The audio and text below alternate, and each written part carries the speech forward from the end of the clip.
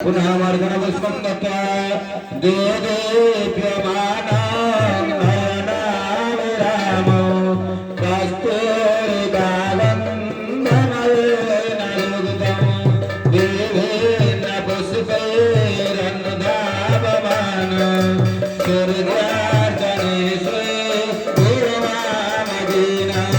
प्रभचारयिमं देवगृहाणं ददिवाकर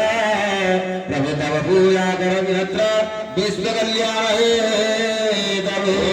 देवाग्नि मंत्र से प्रजापति रोषे प्रजापति गायत्री चंद्र परमात्मो देवता नरघरानमे योगः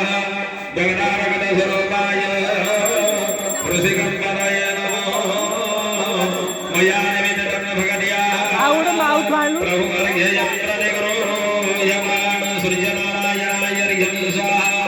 अर्घ्यमद्रार्णरसे जलधारणे प्रबंधन वस्त्रं नगरस्य गंधी नगर भट्टि विधाय पुनः मार्जन पुष्पं दत्त्वा देदेप्यमानं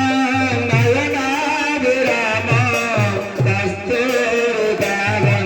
कस्तूरिकागन्धमयेन युक्तं